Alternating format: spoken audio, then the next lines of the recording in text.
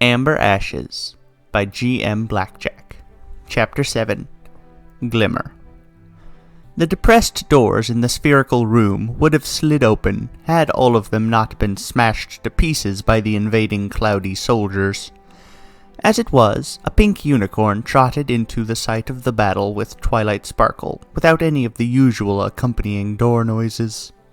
She was mildly disappointed by this. She had quite enjoyed the reliable noise the rest of her journey here. Unlike the gaseous soldiers that stood to attention the moment she arrived, she was not wearing rune-infused armor. Instead, she wore a simple, form-fitting gray suit that went up to her neck.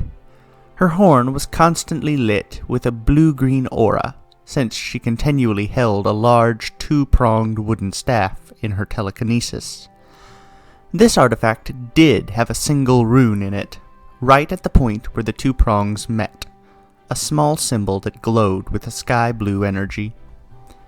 She trotted to the center of the sphere and examined the hourglass device in the center. It had broken into two halves, blasted out all its lights, and wasn't able to decide if it wanted to release noxious smoke or spark uncontrollably. Huh. She prodded the device with the back of her staff, prompting a bolt of energy to shoot out and knock one of the soldiers over. "For once, I believe you. This thing is really busted." "Agent Glimmer," the commanding soldier said by vibrating his cloudy head. Glimmer had no idea what his name was, and unfortunately she didn't really have time to ask right now. Shame. He probably had a lot of stories behind that shifting, cloudy face of his. "We have determined that both targets translated to another universe." "And we haven't been able to trace them?" "Negative. The distortion was too great for their computers to parse."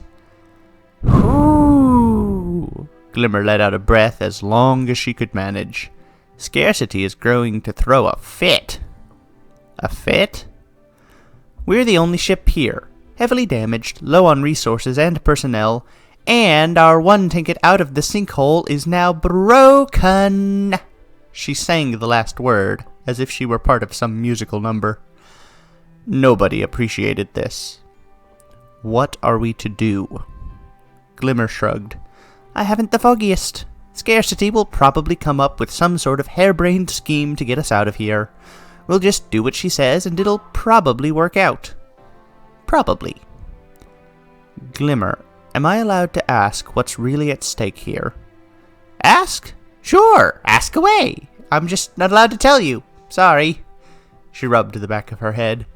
"I can tell you your people are dying for the cause."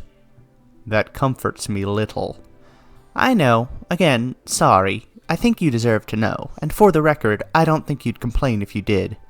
But scarcity is scarcity." Something in Glimmer's uniform started buzzing. "Speak of the star." Glimmer levitated a small rectangular screen out of her pocket and answered the call. "Glimmer here."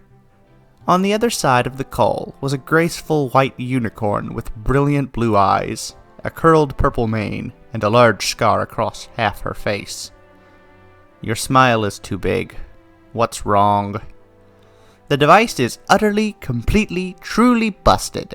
Glimmer poked the shattered hourglass again, prompting another lightning bolt to shoot harmlessly into a wall.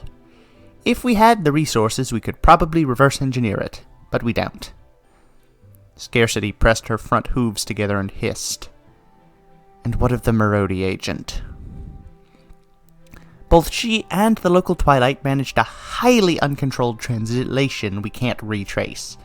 The soldiers did an admirable job, nonetheless. Demerits for the entire team that was in there at the time of the translation," Scarcity said dismissively. "I'm coming down myself. I'll see what I can make of this." "Scarcity, you may be the Enchantress, but you aren't a supercomputer." "I have a tendency to get lucky." Scarcity ended the call. Glimmer smacked her lips. "Well, that went about as well as expected, didn't it?"